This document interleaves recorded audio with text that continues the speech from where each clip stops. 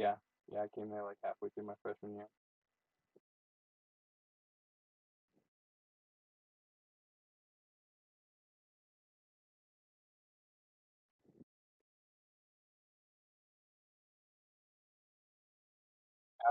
Fucked by the establishment my whole life, even though I was only like 14 years old. I don't, yeah, I don't know what else to think.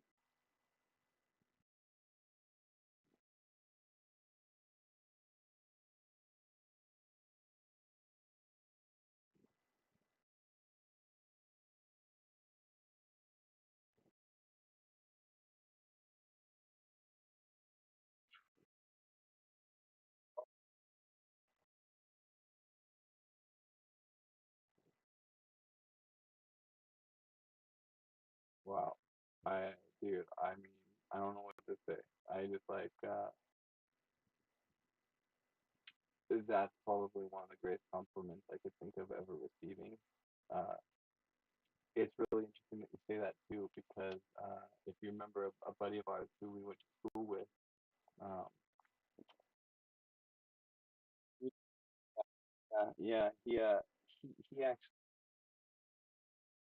I mean, I mean, uh, it yes, yes, but I think he's also leaning the other way without really knowing it so much. Like, cause I've reconnected with him lately, and it was really interesting.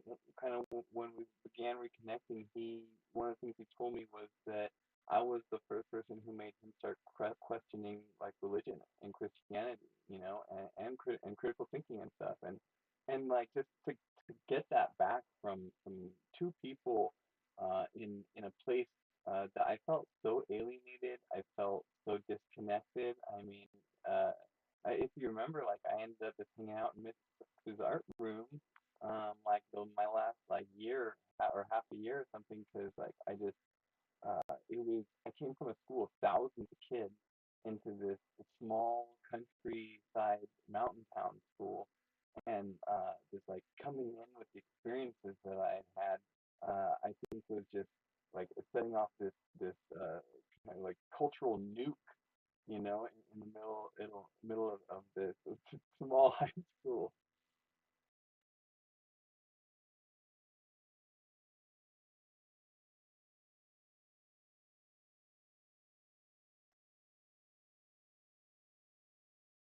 Yeah. Yeah.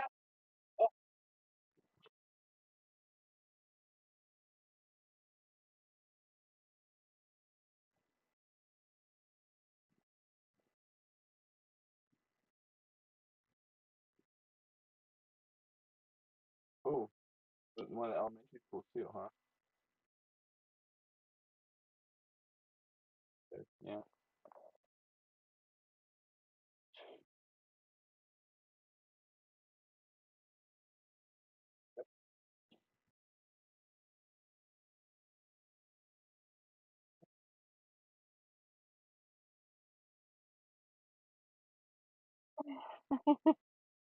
Thank you. Oh man, that is too good.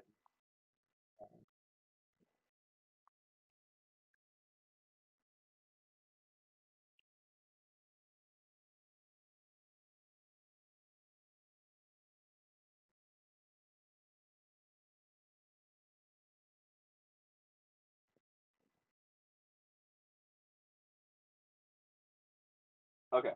Okay. Okay. So there's a lot to say, but in a nutshell, born in Stockton in '81. Um, I have no memory of my parents ever getting along or loving one another. So kind of something I've come to grips with throughout the years. I mean, I'm sure there's a lot of people out there who have never seen their parents love one another, but it's like kind of a trippy thing because it's not like they weren't in each other's lives. They split up when I was 3, and they've just never gotten along. So there was like from the get go, there was a lot of turbulence involved in my life, and I guess I could say there was like an amount of trauma and especially in like emotional and mental ways. So like things were never like the easiest or the smoothest or the most comfortable. And so I did see from like the get go Like it wasn't silver spoon and like things life wasn't gentle from the get go. So I had questions, from the time that ever since I could remember. I had questions. Why are things the way they are? Like why don't my parents get along? Why are my parents split up? Like and my dad was Jewish and my mom was I guess her family was Christian. So I was faced with all these contradictions and stuff, and so I was just like there was just a lot of this uh, no foundation and dissonance being just shoved in my face without even trying. And so, I mean, I was always the kid in whether it was the Sunday school classroom or the academic educational institution classroom, um, asking the questions that I think a lot of people who maybe had like a little bit of an easier time, the questions that they overlooked. Maybe the things that they didn't think about because they didn't quite have as extreme of an experience as I did. But at the same time, like as much as I may have benefited in some ways, like being able to carry on adult conversations at a very, very young age, and keep up with the concepts and ideas that adults are discussing, it I guess you could say it worked me in a way, and so down the line, I did pay consequences, like coming from these extreme experiences.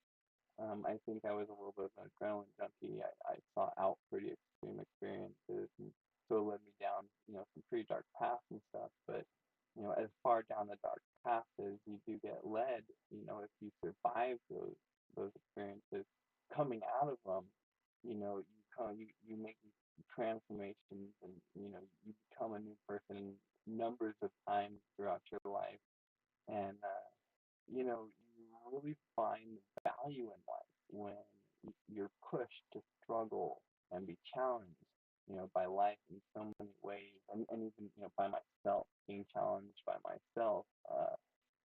I mean, I gotta say, like, coming from not the most pleasant young experiences, like, I definitely kind of like did things that made it hard for myself, and like I don't know, like was maybe unintentionally trying to like challenge my life, my existence in a lot of ways, because I did find myself in these situations where like I did have to struggle for my life in ways that I don't know, like, I'm sure there are a lot of people that are out there who do experience, but, a lot of people who don't experience the extremities of existence and stuff. And so it leads me, to ask and to wonder and to question, to the point that I'm willing to uh, exist in an expensive discomfort in order to exist in truth, and this is why something that I always say and I like to make really, really clear is that, in my opinion, the ugliest truth is always more beautiful than the prettiest lie. And I think that's something to think about.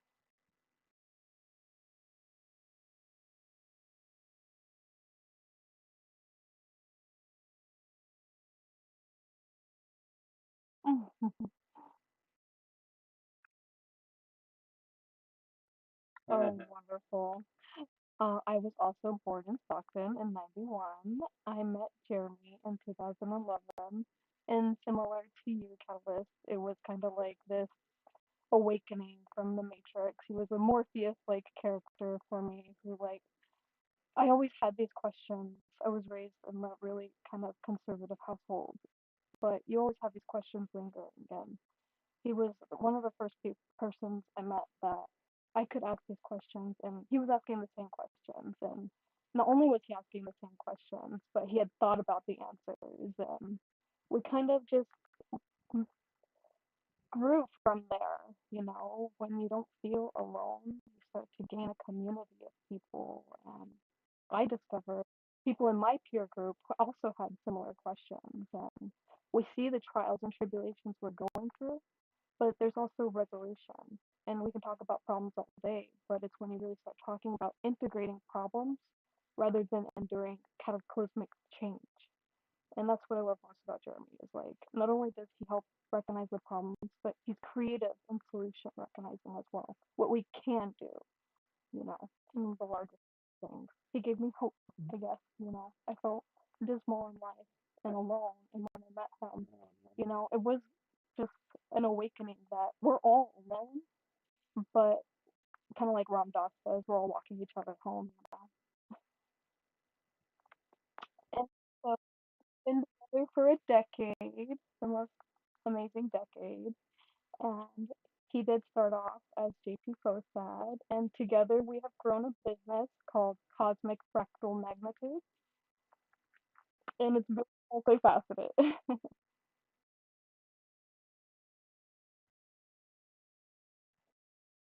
With Oh a yeah. passion. With a passion. Yeah, so we are California A babes.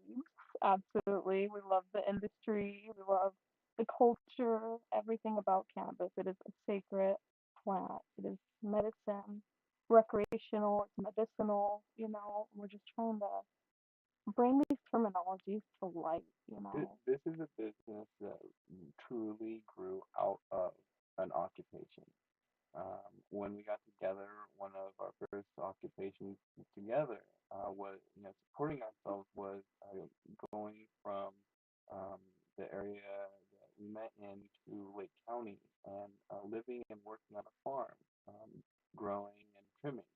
And like we lived in tents at gardens, and we spent hours upon hours every day hand watering and de-leafing and getting caterpillars and grasshoppers out, staking and tying, hundreds and hundreds and hundreds of plants. We were out there with like somewhere between 5 and 10 gardens of anywhere between 50 and 100 plants. And these things, like by the end, were at least twice as tall as me, almost 3 times. These things were the biggest plants I'd ever seen in my life. And we maintained uh, at least some footing in the culture and industry ever since we met in 2011 and went out to that first farm. But after spending 10 years, well, probably it took about 5 years or so for us to start really culminating what became our business. But after spending so much time on these farms, working on them, and seeing what what the waste products were, and just having a natural kind of sense of of sustainability and like reusability and looking in every place where we can reduce waste and harm and negative impact that humans have on our environment, we started to press and dry some of the leaves and some of the small flowers that we were cutting out from the middle of the plants to open the plants up for them to get more light and room to grow and stuff. And then we started, getting like these clear frames, with the float frame with just two panes of glass, and we put these pressed pieces of plant in the frames, and we ended up getting picked up by a tattoo shop in Oakland, getting an art show a couple of years, and trying to do at least a semi-yearly, like every other year, at least trying to put together a series since we started doing this, and it's kind of just grown. We did the Emerald Cup in 2019. We had a booth in the VIP lounge where we were offering live demonstrations of actually putting some of our art together, where we got to meet Tommy Chong, who was a really cool guy, and we gifted him a piece of our art. But So we call it botanical mandala art.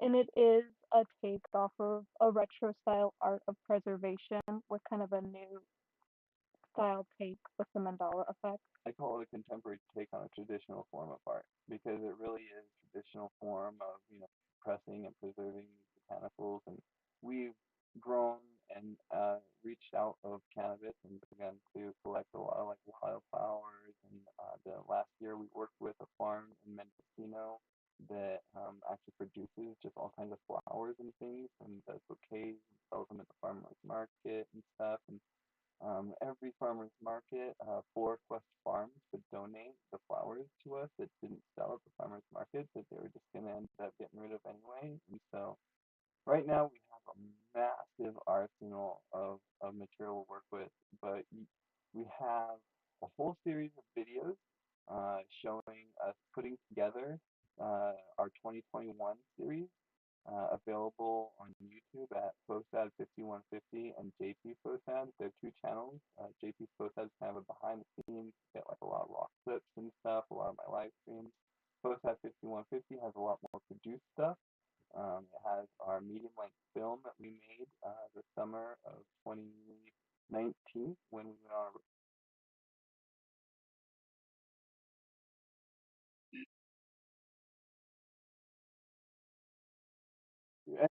a part of our business too. And it's an arts and entertainment business, and everything we do has to do with either an art or an entertainment. And like so I have my drone license, I fly drones, FPV and cinema, I've got a bunch of GoPro cameras and a Nikon that I work with, and I try to always, be working on something, little shorts here and there, whatever I can.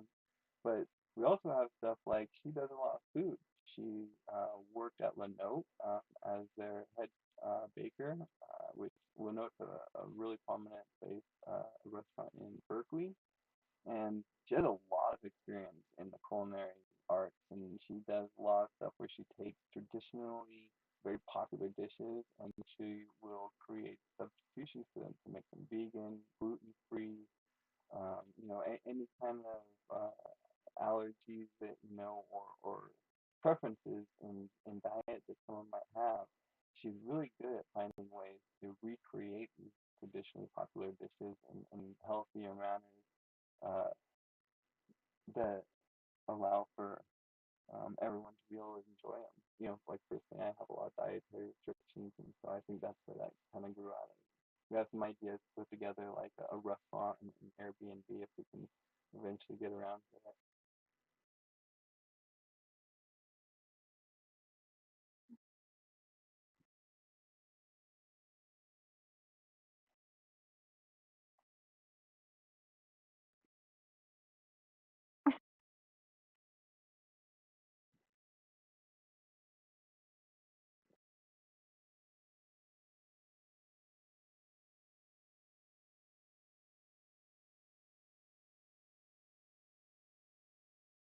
Hell no. You gotta know, man. If we're worried about genetically engineered mosquitoes, man, we best not be using soy.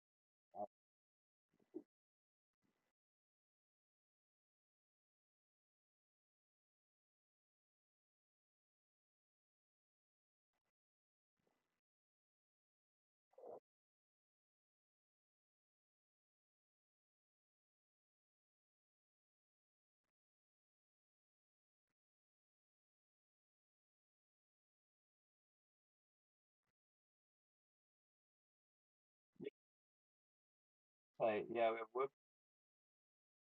Yeah,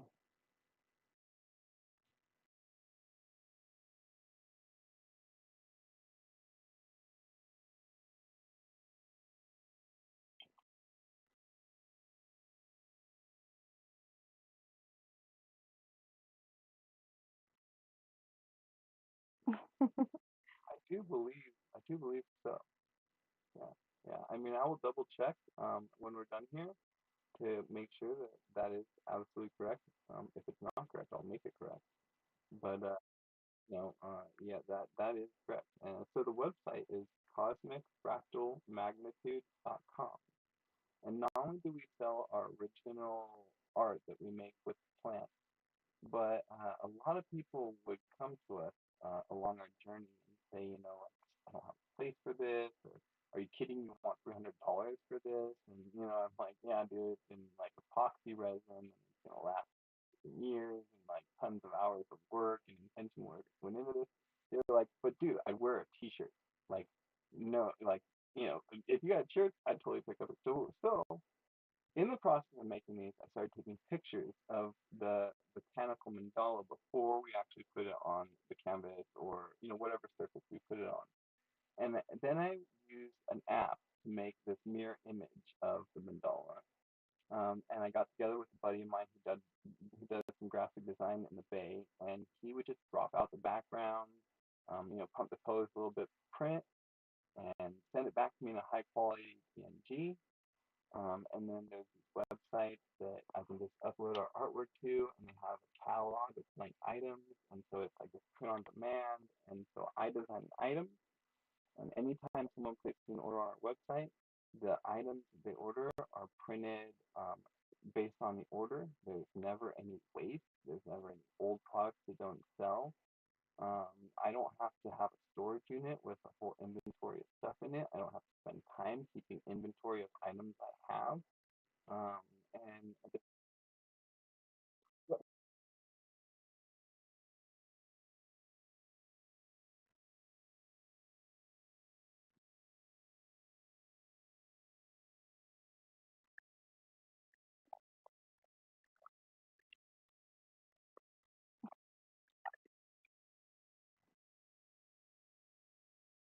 it's real streamlined with the websites we got out there. And so we're like, well, here it is. Here's our T-shirts. We got dresses. We got mugs. We got freaking everything: blankets, the shower curtains, bath mats, rugs, like, dude, they got so many awesome items in these print on demand websites. And like, I just took the whole year of 2020 while we were locked down. And I mean, lockdown is like we decided to be, but I took that off we were locked down to really go to town. And we have over 1,000 items that are super affordable that have 10 of our different botanical mandala designs, and they are from our 2020 series, our pandemic series. And then the art is also on the website too. So, you can pick up a piece of art, and then you can also grab a T-shirt that matches the piece of art that you pick up. And then we also got into NFTs over the pandemic, and I have a wearable that's connected to OpenSea, and you can also pick up one of 420 NFTs of each of the 10 designs for a really affordable price. They're like somewhere around $4.20 in Ether plus the gas fees. So if you're into NFTs, go check out both at 5150 on Rarible or OpenSea and grab some of our Botanical Mandala NFTs. It's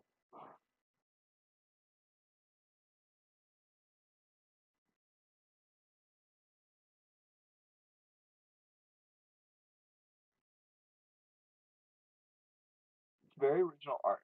They're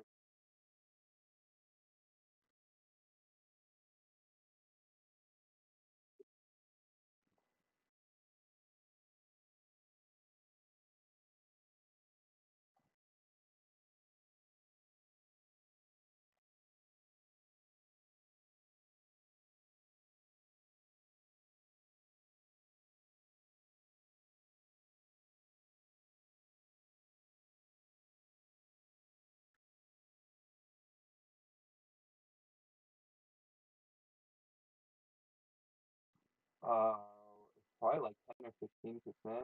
I'd have to look, or maybe it's 13. Or maybe I did 13 just to kind of just be.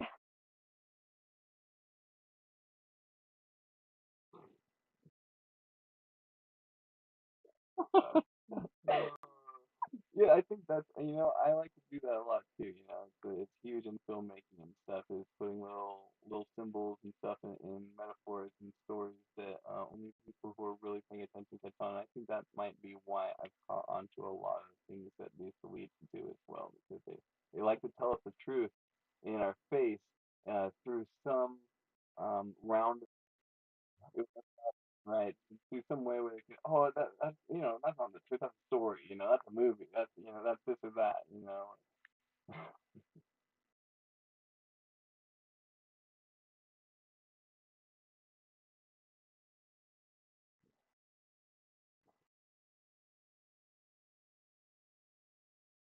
What is it?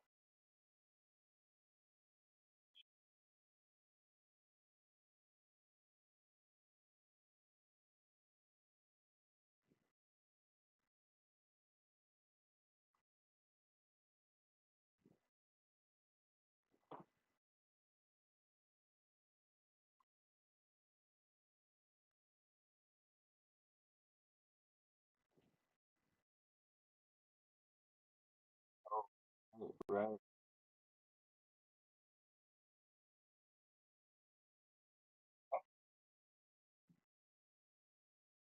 I was telling Amber earlier, I was like, man, these fuckers can't wait to start World War III so they can go down in their little Pleasure Island bunkers where they probably got all their fucking shit that they can't wear. And they're like, yeah, bring it on. We'll go chill in our bunkers where we got all our nasty old stuff anyway. And who suffers for it? You and me and everybody else getting, nuked, by these psychos.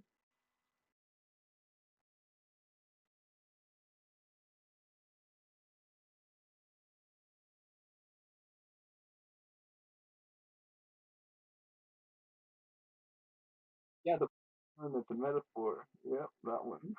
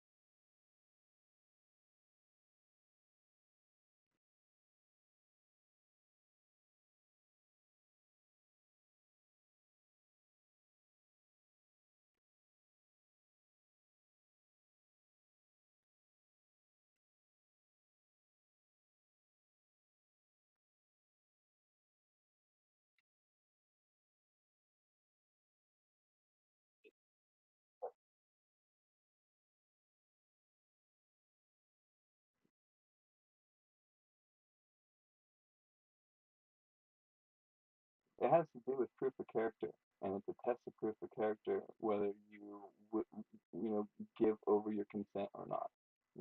And it does tie into biblical stories and stuff where we will be tested and put through the most difficult challenges we've ever known in life.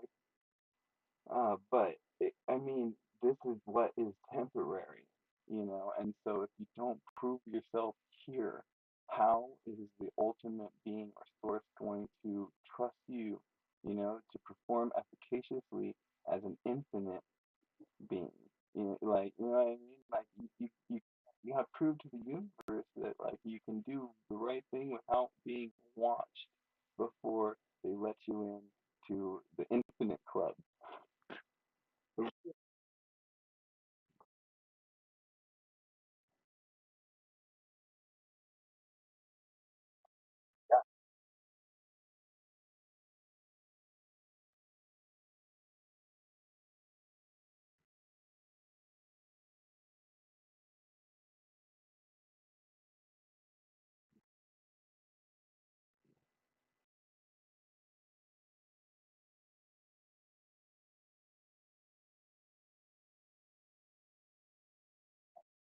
Your hat is totally not backwards. Like it's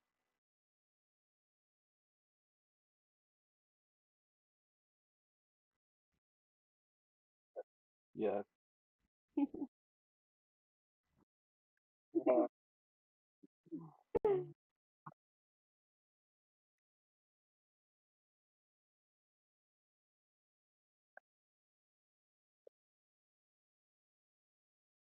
Uh,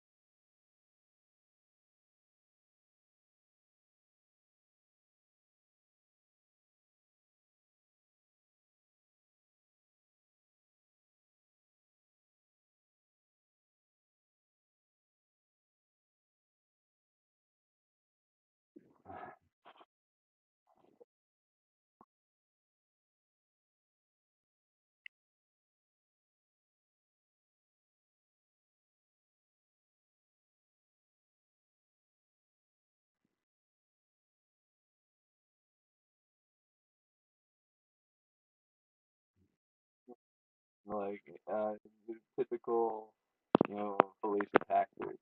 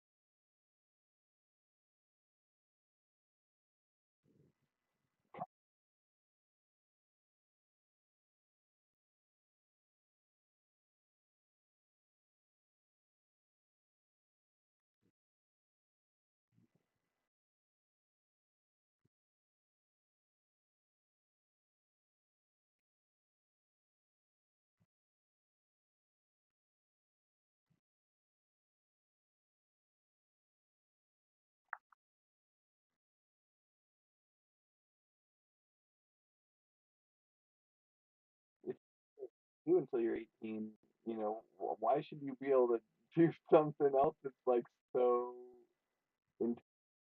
Like, there you go. Yeah.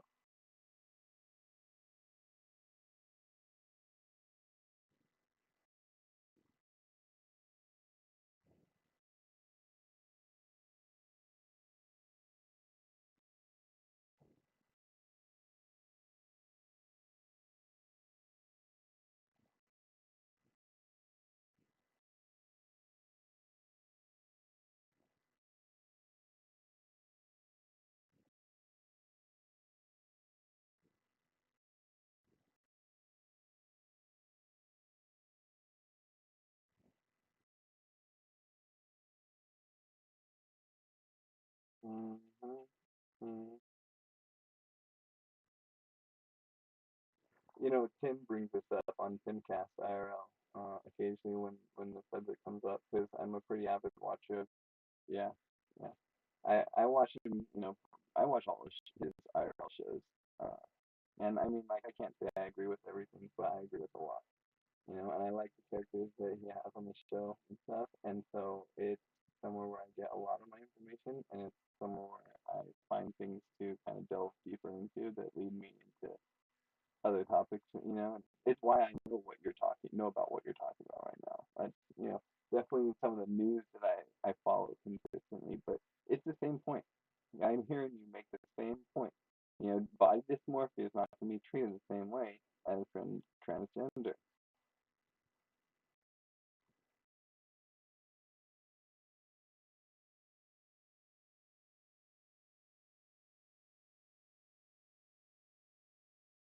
Yes.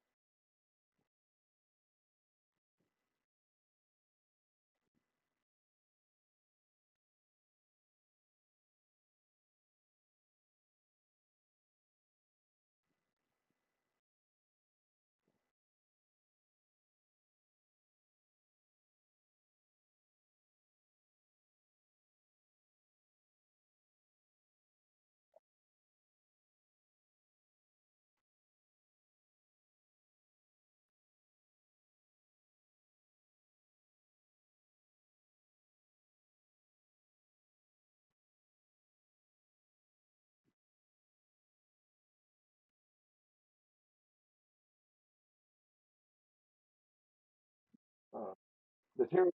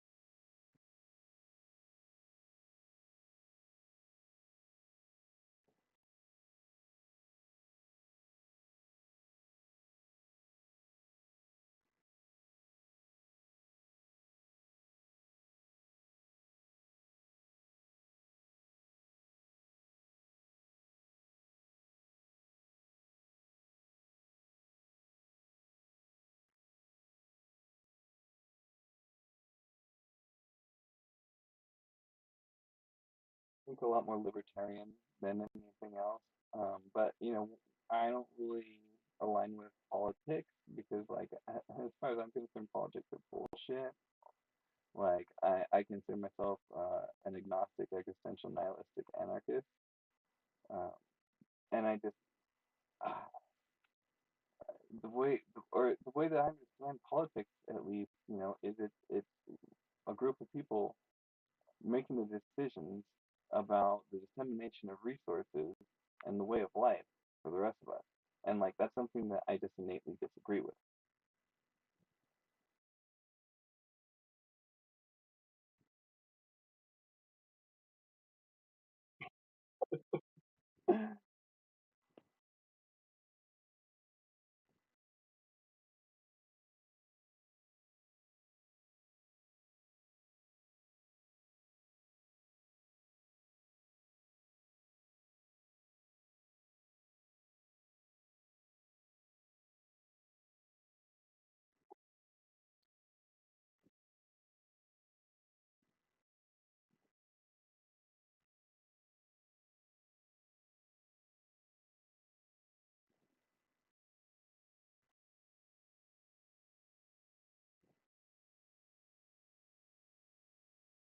So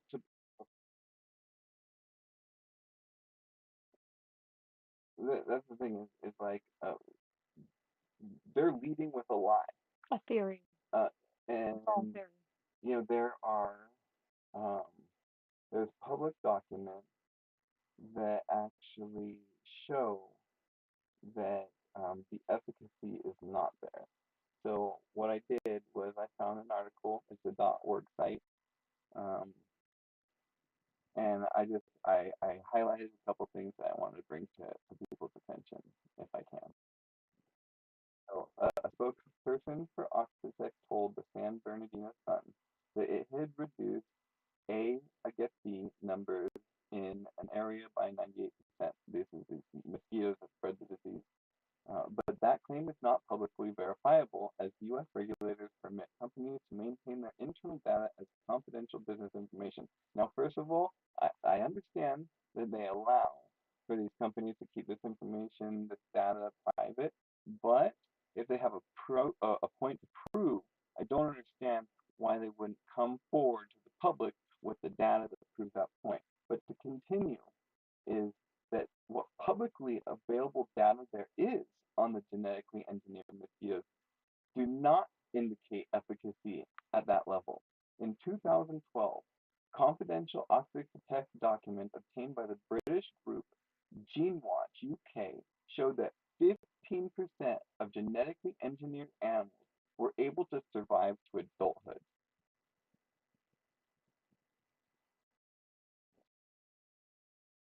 15%.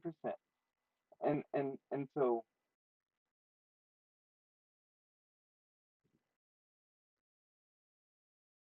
yes. So here is the proof that that's right, yeah. But here's the proof that that's not true.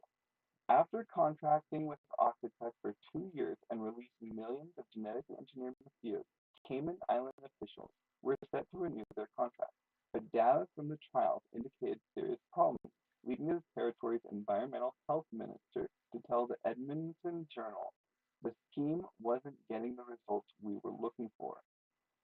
Briefing documents again uncovered by GeneWatch indicated no significant reduction in the abundance of mosquitoes in the release area, and further found that the number of biting, disease-spreading females had actually increased.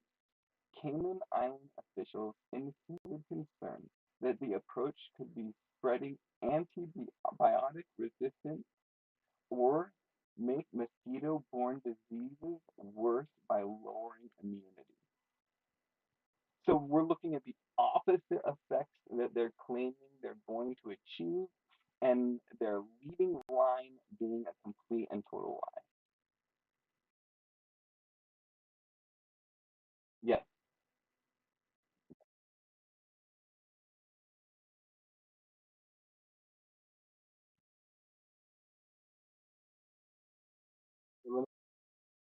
I'll explain to you, okay? What they do is they genetically engineer these male mosquitoes and release them into the population. Um, and the genetic engineering that they do is make dependent on a certain antibiotic in order to grow maturity. Okay, and so when these males mate with the females, um, the male the male mosquitoes that are born carry this gene and pass it on. The females can't make it to maturity to reproduce without this antibiotic.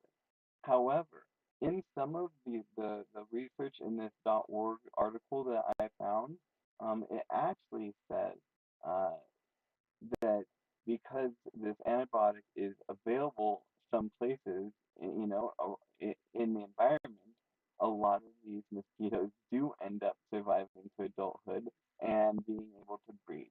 And this is what could create cause, future resistance, to this gene therapy to begin with, which to me could lead to, like an uncontrollable population of these mosquitoes that are now more resistant, maybe more aggressive. There's so many possible. Yeah, and comparative music. Yes, I mean, and so I'm not going to go into it right here and read from the article, but in the article I did read that the places like in California that they're proposing to do this do not even suffer from these diseases that they're talking about, and that uh, the only reason that they're worried about diseases like that in those areas is from populations traveling from one place to another. You know, so like if populations are coming from places where these diseases from the mosquitoes um, are present, such as South and Central America, you know, then they could be bringing some of these diseases with them and things like that. There's also, the traveling of people means, the possible traveling of these mosquitoes too. And like Amber pointed out to me either or earlier, you see Florida do it, okay, or sorry, Florida do it, and that's actually the main reason I'd never live in Florida anymore. I liked Florida when I visited, but because of the mosquito thing, caused me to never consider living in Florida again. And now they want to do it over here in California, and that's the two coasts of this entire country. And so what I feel like, and what she pointed out, is it's kind of like releasing a weapon that can close in on a population, and just and then who knows what happens when they meet.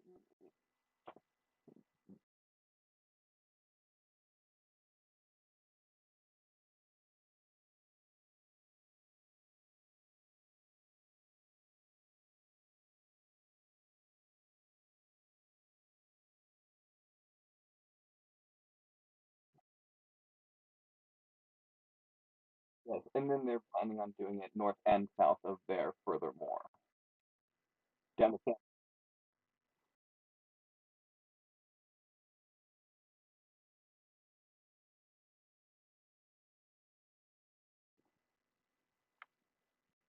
Okay, so I got this date, April 30th, 2023, across 15,600 acres in Stanislaus, Fresno, Tulare, and Bernardino counties.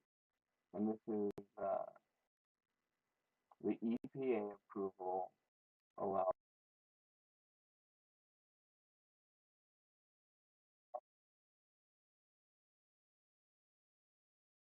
But I,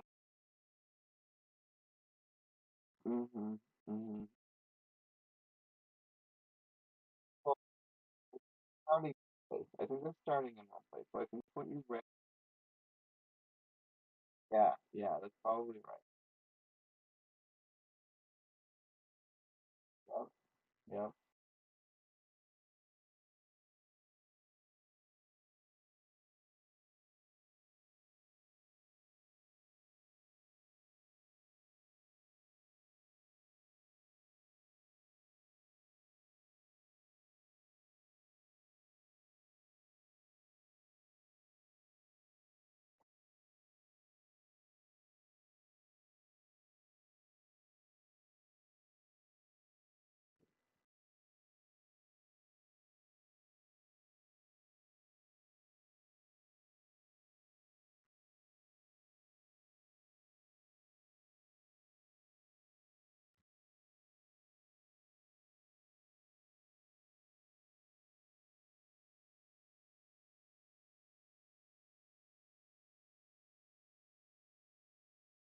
You got it.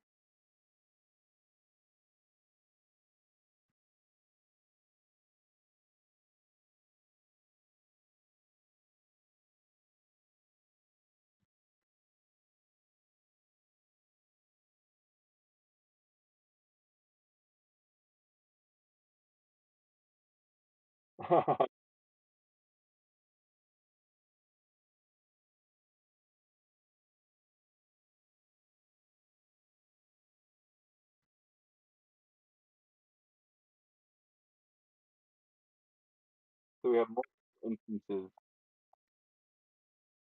of- of-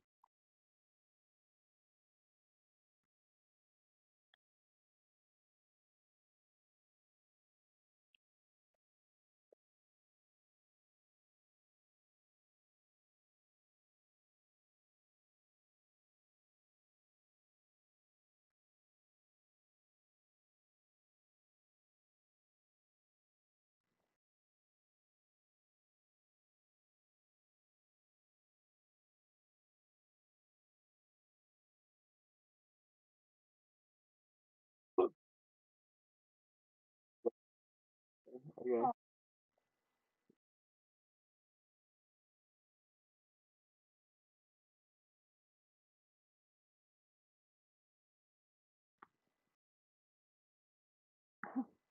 wow. So what you do when you fuck with the natural balance?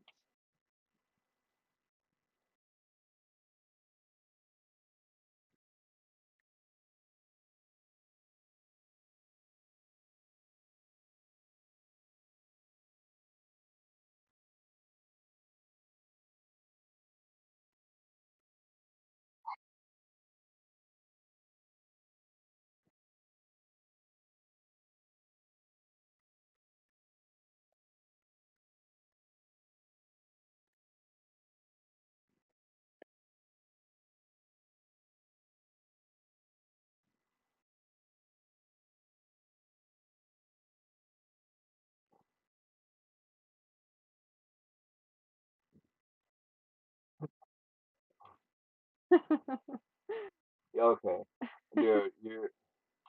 You're dragging me down a rabbit hole, but I'll make it brief. For a while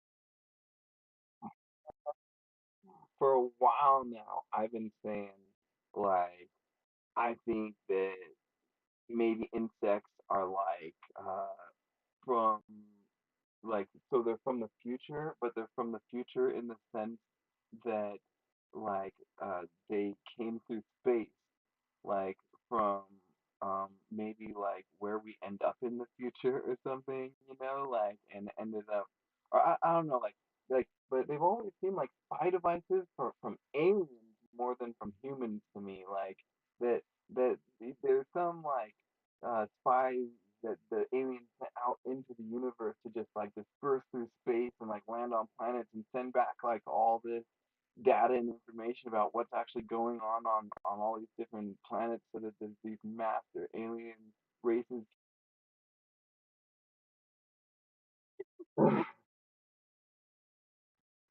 It's like organics and machines are starting to mix, like they're getting so I mean, and I've got this article about these nano machines that can self-replicate and stuff, and like this is why I'm saying almost like from the future, because like we are starting to catch up to this technology where we can create machines that can self-replicate, that can store energy from light and stuff, so they can be completely autonomous. They can carry out their missions through generations and generations and generations, and it's like an undefeatable spy device that is just so ingenious by this alien race that has tabs on every single star and planet in the entire universe that they can reach with their little bugs.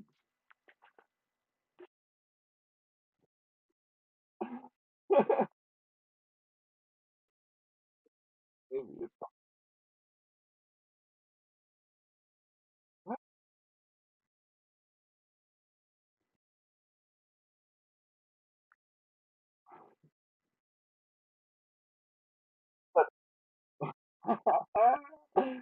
uh,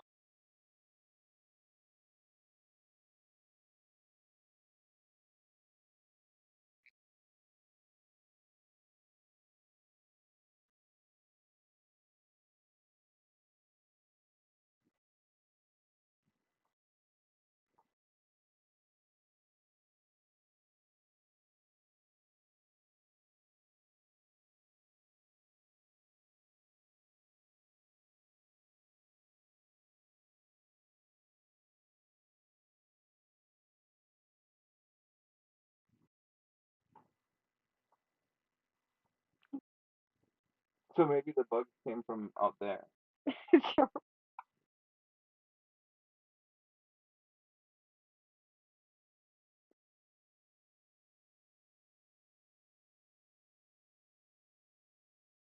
Yeah.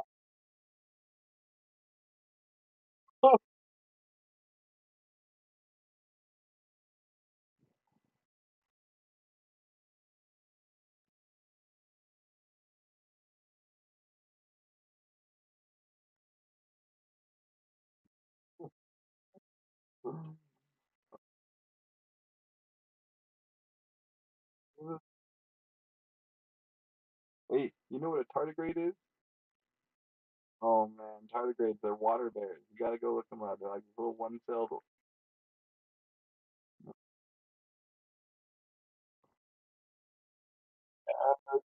Well, outside our atmosphere, technically, but like they these intense pressures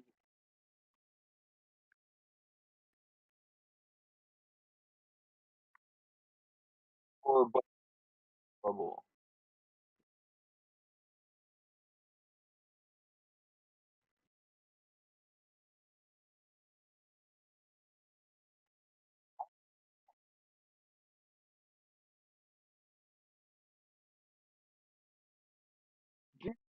Check out Suspicious Observers though. They do these short videos every day, and this guy's totally into it. He's really smart, like all the Earth science, all the space science, the sun science. Like he talks Space about weather. light, space weather. It's really interesting.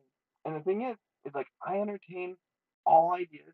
I have no beliefs that I have control over. I have let go of all belief because belief closes the door to possibilities. When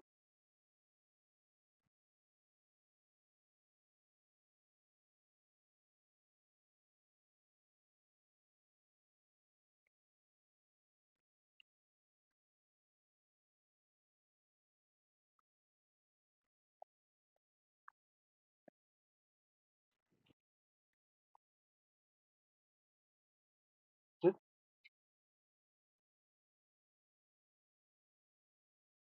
we're all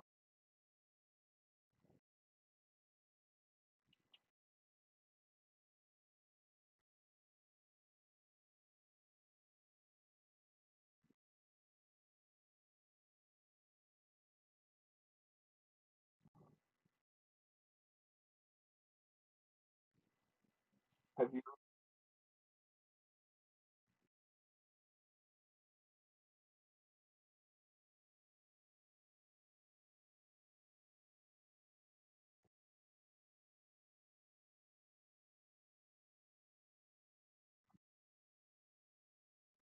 you know the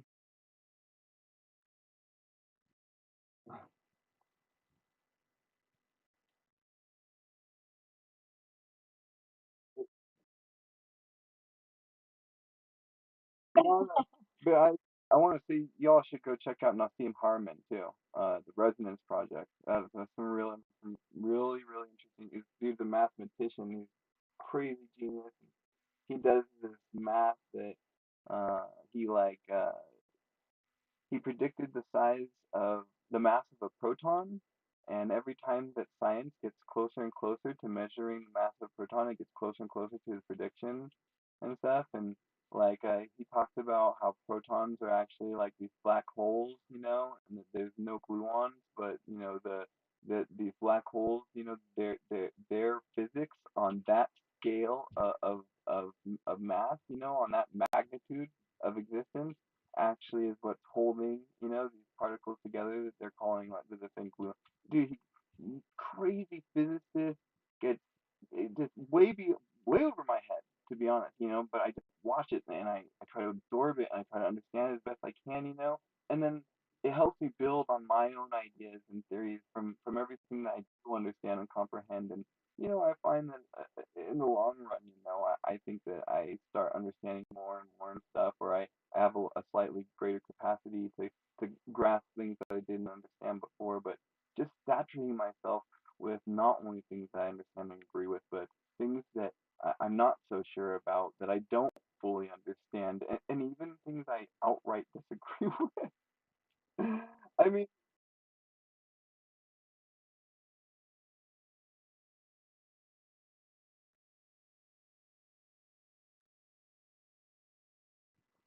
that's scary. That's all I got. I think that it's scary as shit, and that in any moment they could collapse our entire existence with shit like that they're doing.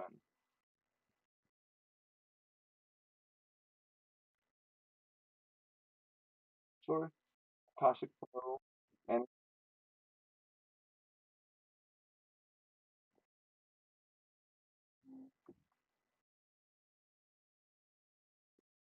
back loop.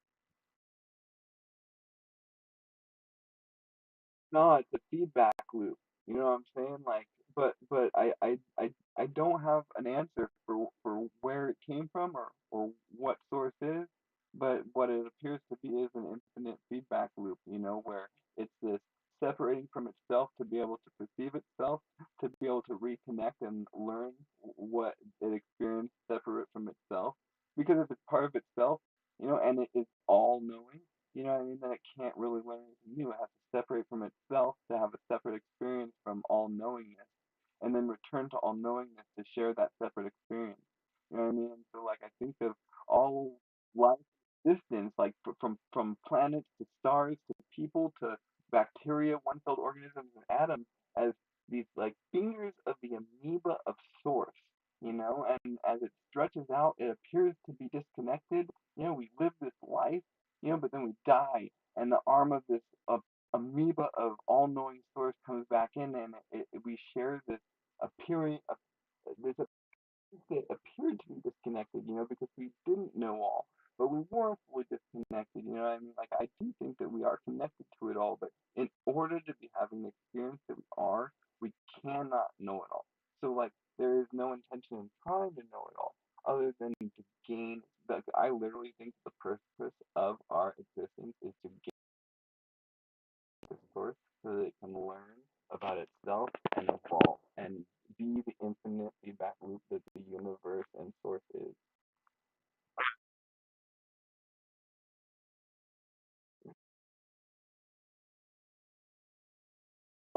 I didn't come up with it on my own. What it was I have done a good amount of psychedelics in my life, and so I have relinquished the believed in, to be able to be open to receive the information of the possibilities, and then being the sponge, soaking up everything from the things that I don't even understand to the things I disagree with, to building on the things that I do understand and agree with, to be able to put all these different things together, and like when they're all floating around, you know, they start to like be like this like between two of them that are appear to be unrelated. All of a sudden, there's like, whoa, boom! The similarity appears between two things that appear to be unrelated, and I make this connection, and then upon that connection, I realize a new concept that I didn't realize before based on these two other concepts that I knew before that appeared to be unrelated. And then these new concepts start doing the same things. And so the more I get and absorb, you can fire off, and new ideas come through. But I don't even believe that it's me necessarily. Like, as far as I'm concerned, it's just me letting go of needing to have this perception of control, because to me, the only thing that we really have control over in this existence is ourselves. But when we can get into a place where we're comfortable and safe enough to let go of control, we can allow this objective perspective or Akashic flow to come through us and to enlighten us to the things that we are allowed to know. And I think that as we go and improve ourselves more and more, we are allowed to know more and more. But I also think that we will never evolve to the next true potential step of humanity until we are all on the same page of enlightenment, to not be willing to uh, uh, choose physical conflict in an attempt to solve or settle any dispute. Because once every single person alive decides for themselves, because every day I take the control over myself to choose to resolve any and all conflicts non physically, and to only defend myself physically if I am physically attacked. Because, in my opinion, self defense is not violence, it is the preservation of peace. But until we can all take that step to refuse to engage in physical conflict other than in self defense, we cannot feel safe that our fellow man and woman, or our fellow brothers and sisters, or just our fellow people, because I do try to be respectful, regardless of what I think about all the silliness going on.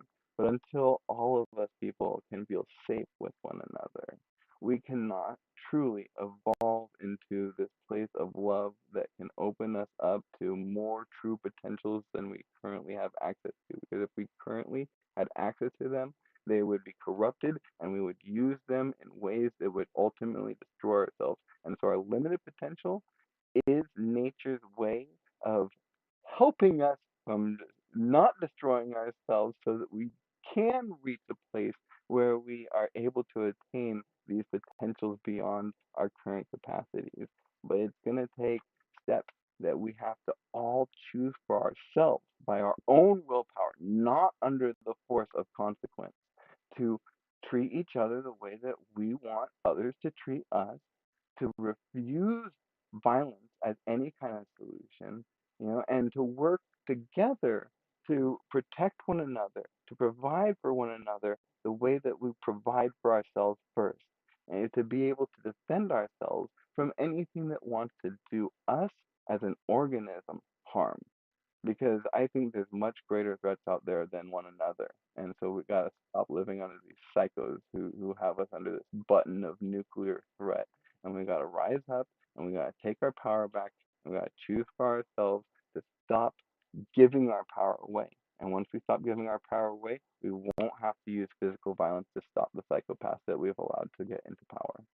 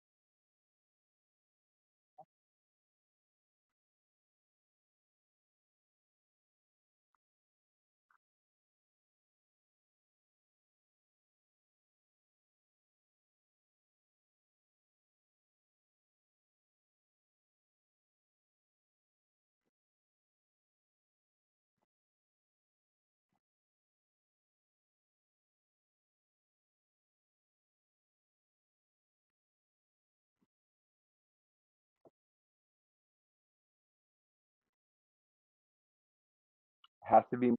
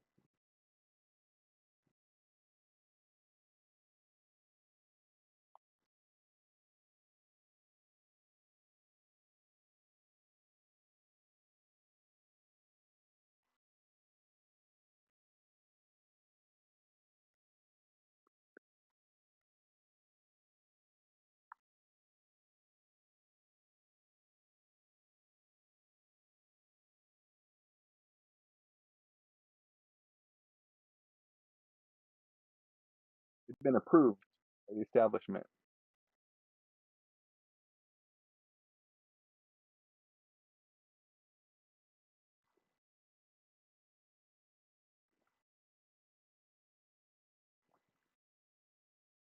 Yep. Yep.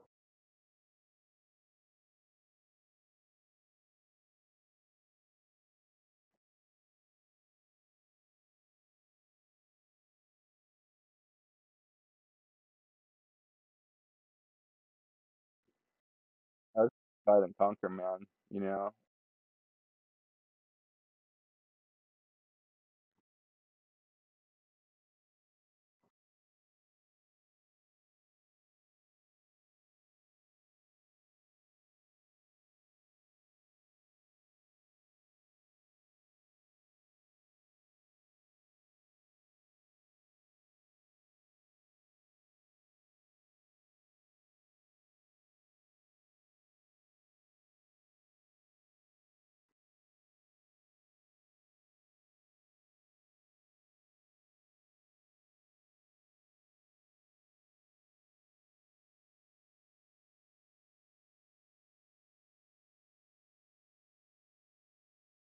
take out people on the floor. That's who the.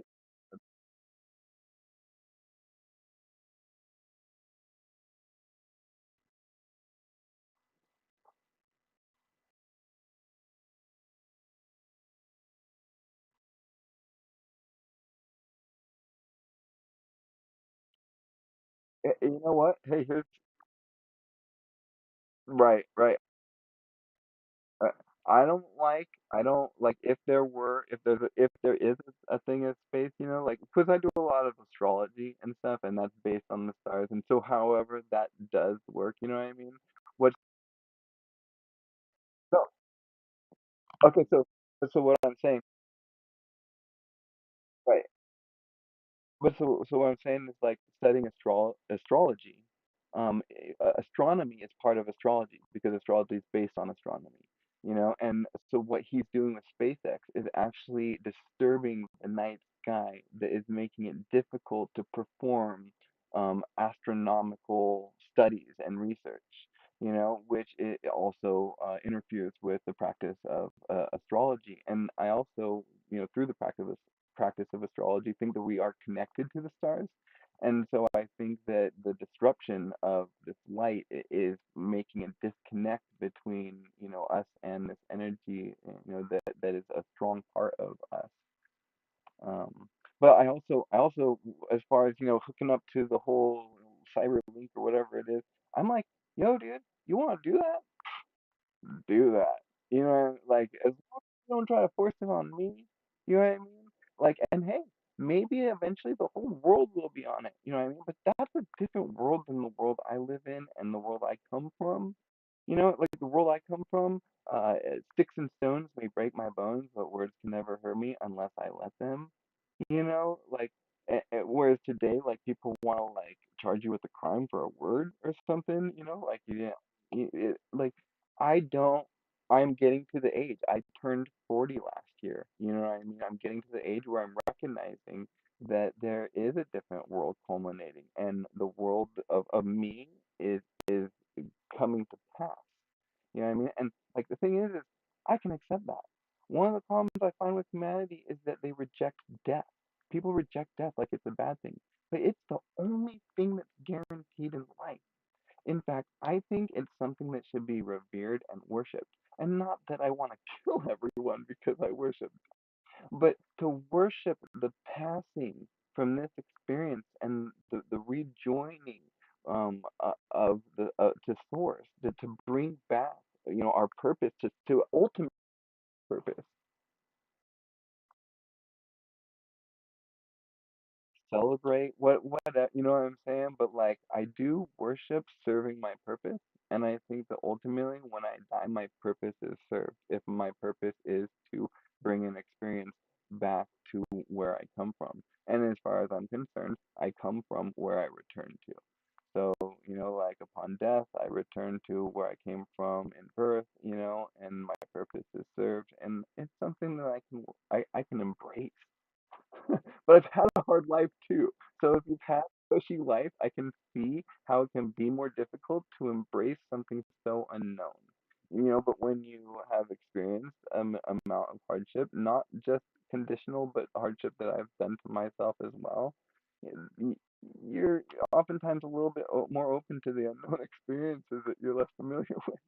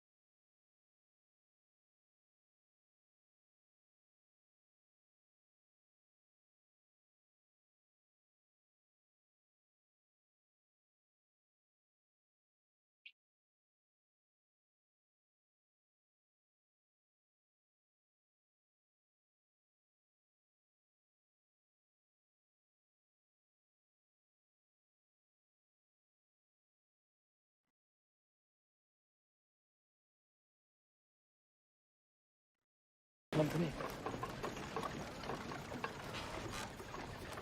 Uh, Morning, Jim. Hello, Mr. President.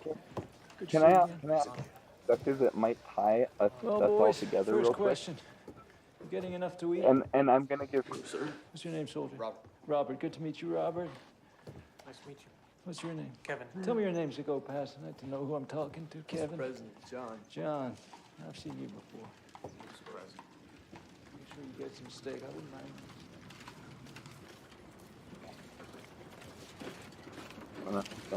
yep. Dude, okay, so I'm gonna give credit to where I gained this perspective, but I just think that it is something that we all should start passing around to one another because it can really help us gain understanding of one another. Even if we don't agree or understand necessarily, this understanding of why we might not understand.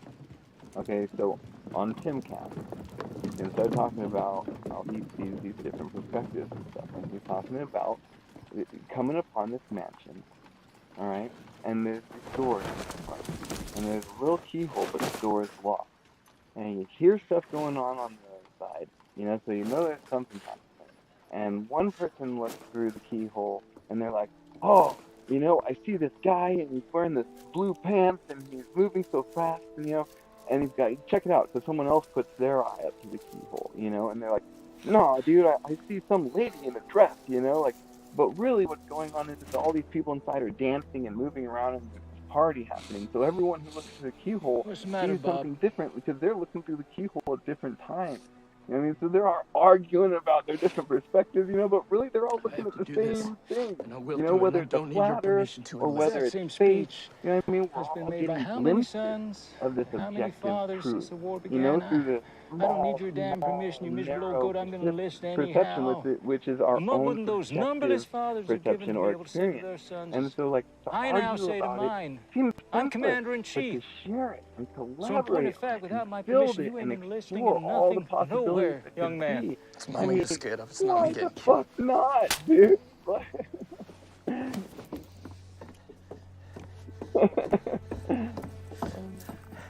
I have to do this, and I will. Or I will feel ashamed of myself for the rest of my life. Whether or not you fought is what's gonna matter, and not just to other people, but to myself. I won't be you, Pa. I can't do that, but I don't want to be nothing. It's so label. It's so concise. It's so. I like myself as a naturalist. You'll be fine, Molly. City Point's way back from the front lines and the fighting. You'll be an adjutant running messages for General Grant. The war will take our son. A sniper or shrapnel shell or typhus. Same as took Willie, it takes hundreds of boys a day. He'll die uselessly, and how will I ever forgive you? I think it's a Most men, their firstborn is their favorite. You've always blamed Robert for being born, for trapping you in a marriage that's only ever given you grief and caused you regret. Simply not true. And if the slaughter of Cold Harbor's on your hands, same as Grant, God help us, we'll pay for the oceans of spilt blood you sanctioned, the uncountable corpses.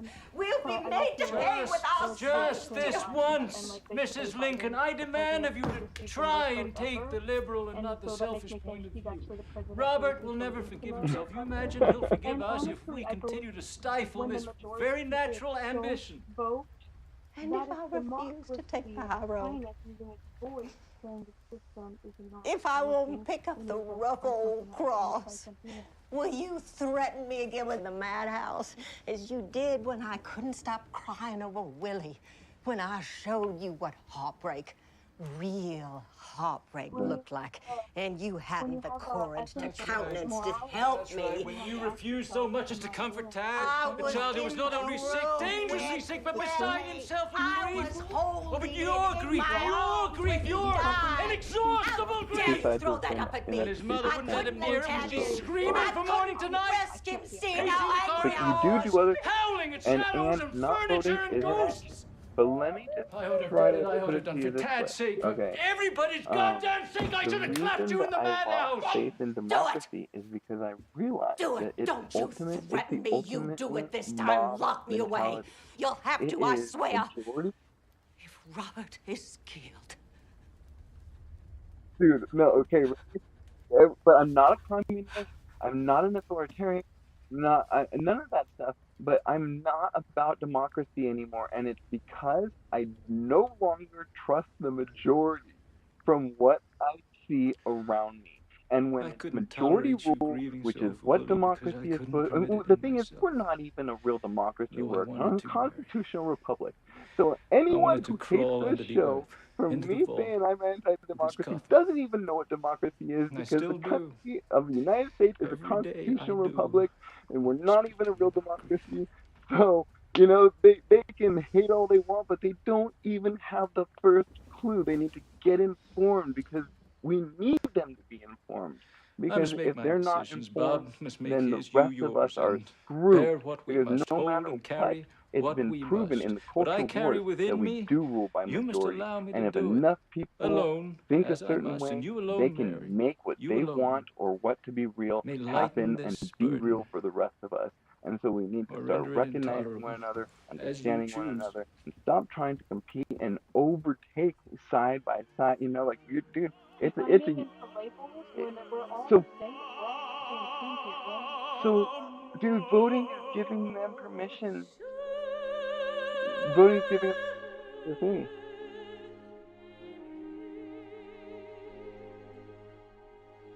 think I'm ignorant of what you're up to because you haven't discussed this scheme with me as you ought to have done? When have I ever been so easily bamboozled? I believe you when you insist that amending the Constitution and abolishing slavery will end this war. And since you are sending my son into the war, woe unto you if you fail to pass the amendment. Seward doesn't want me leaving big muddy footprints all over town. No one has ever lived who knows better than you the proper placement of footfalls on treacherous paths. Yep. Seward can't do it. It just Must. Because if you fail to acquire the necessary votes, woe unto you, sir, you will answer to me.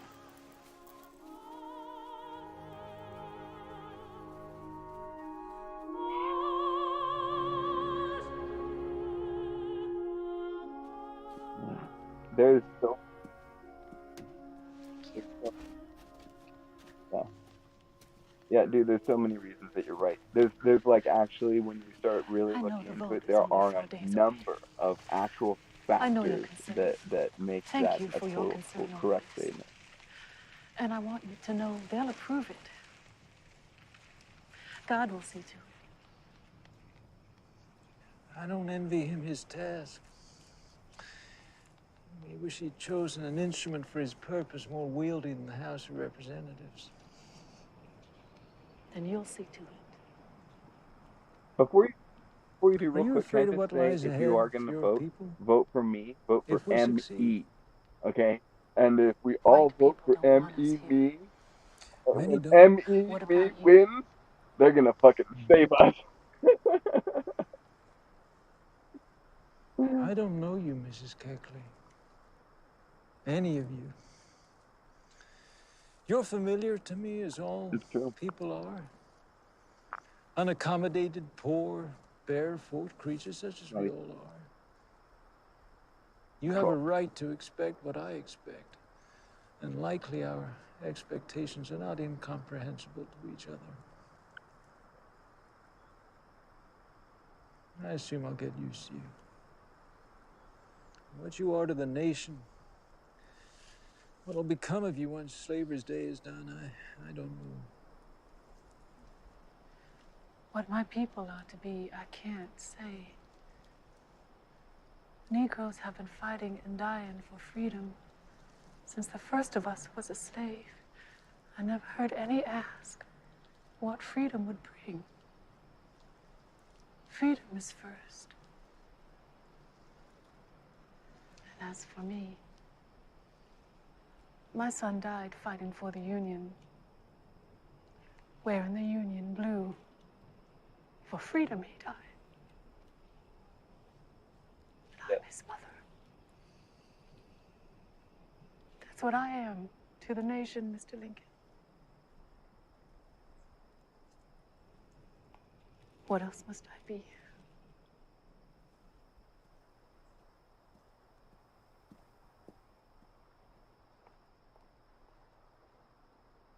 Well, how old Hand's gonna be proud in about 5 seconds. Let's see how proud you can be. Just wait. Yeah, go away. That watch fob, is that gold? Hey, you keep your eyes off my fob. Gentlemen, you have a visitor. God damn, hey, Bill. Well, I'll be fucked.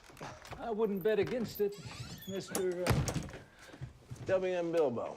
Yeah, Mr. Bilbo. Gentlemen, Sir? Why are you here? No offense, but Mr. Seward's banished the very mentioning your name. He won't even let us use 50-cent pieces because they got your face on them. the Secretary of State here tells me that you got 11 Democrats in the bag. That's encouraging. Oh, you've got no cause to be encouraged, sir. Are we being fired? We have heard the chimes of midnight, Master Shallow. I'm here to alert you boys that the great day of reckoning is nigh upon us. The Democrats we've yet to bag, sir. The patronage job simply won't bag them. They require more convincing, Mr. President. Mm-hmm. Do me a favor, will you? Sure. Snagged my eye in the paper this morning, and the Governor Curtin is set to declare a winner in the disputed congressional election for the Pennsylvania 16th District. District. What a joy to be comprehended. Hop on a train to Phildale, call on the governor. Send Latham or Shell. Well, he'll do fine. Just polish yourself up first. The incumbent is claiming he won it. Name of, Coffroth. That's him. Coffroth. He is a Democrat. I understand that. Silly name. A little bit silly. Tell Governor Curtin it'd be much appreciated if he'd invite the House of Representatives to decide who won. He's entitled to do that. He'll agree to it. Then advise Coffroth, if he hopes to retain his seat, that he better pay a visit to Thaddeus Stevens. Well, pity poor Coffroth. It opens.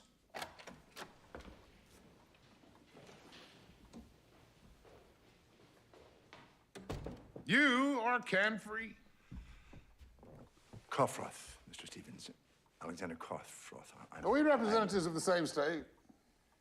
Yes, sir. We sit only 3 desks apart. I haven't noticed you. I'm a Republican, and you, Coffroth, are a Democrat. That is to say, The modern travesty of Thomas Jefferson's political organization, to which you have attached yourself like a barnacle, has the effrontery to call itself the Democratic Party. You are a Dem-o-crat. What's the matter with you? Are you wicked? Well, I felt... Never mind, Coffsnot. You were ignominiously trounced at the hustings in November's election by your worthy challenger, a Republican. No, sir, I was not trounced. He wants to steal my seat. I didn't lose the election. What difference does it make if you lost or not? The governor of our state is a Democrat. No, he's... Re? Re... Pup? Pup. Lick? Lick. Can. Republican. I know what he is. This is a rhetorical exercise. And Congress is controlled by what party? Yours? Your party was beaten. Your challenger's party now controls the House, and hence the House Committee on Elections. So you have been beaten. You shall shortly be sent home in disgrace, unless... I know what I must do, sir. I will immediately become a Republican and vote yes for pregnancy and abortion Coffroth when they will vote yes. But get rid of Coffroth that, will remain a Democrat until after he does so. Why wait to switch? I'm happy to switch. We want to show the amendment has bipartisan support, you idiots. Early in the next Congress, when I tell you to do so, you will switch parties. Now, congratulations on your victory, and get out. Now, give me the names of whoever else you've been hunting. Oh, hell, George Yeaman. Yes, Yeaman. Among others. But Yeaman, that'd count. Y-E-A-M-A-N. I got it. Kentucky. I can't vote for the amendment, Mr. Lincoln. Do you want me?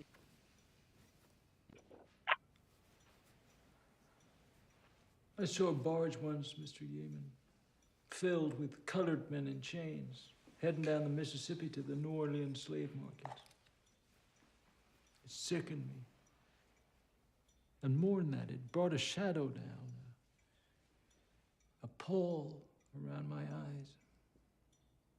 Slavery troubled me as long as I can remember. In a way, it never troubled my father, though he hated it in his own fashion. He knew no smallholding dirt farmer could compete with slave plantations, and he took us out from Kentucky to get away from him. He wanted Indiana kept free. He wasn't a kind man, but there was a rough, moral urge for fairness, for freedom in him. I learned that from him, I suppose, if little else from him. We didn't care for one another, Mr. Yeaman.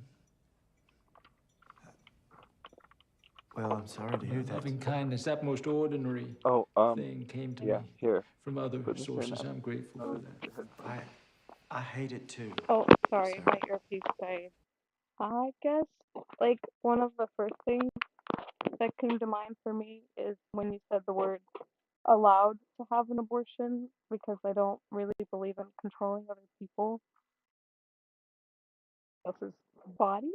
But regarding, aborting 1-year-olds, that is completely different conversation. That is murder, obviously, in my perspective.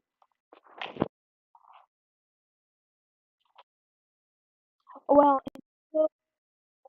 my perspective, until a child takes its first breath, apart from the mother's body, it is the mother's choice. What if she's choosing what to feed that baby? She could starve herself to have an abortion.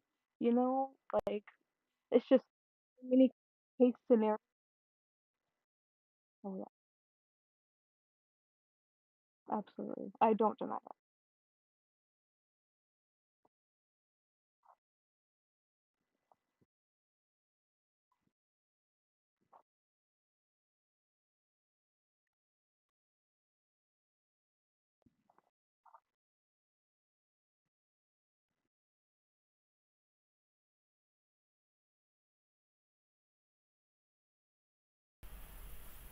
Oh, hold on 1 second. Hold on, Brad.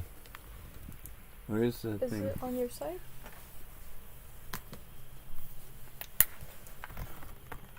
It's on your side. No, there's Oh, no. it's up here. You see it? Whoa, technical difficulties. There's no headphone jack. There it is, right there. Thank you. There you go. Okay. Did we freeze? Can you hear us now? Yeah. Oh, yeah. Okay. The whole time. Sorry, we just had to switch those headphones because the air thing died. No worries. You guys still sound amazing. Let's go ahead and take a 5-second reset, or like a 2-minute recess. I gotta pee really bad, and then we'll come back. It's starting to get really deep, so I'm looking forward to this. So I'll be back in like 1.5, 2 minutes. You got it. I'll get some water here.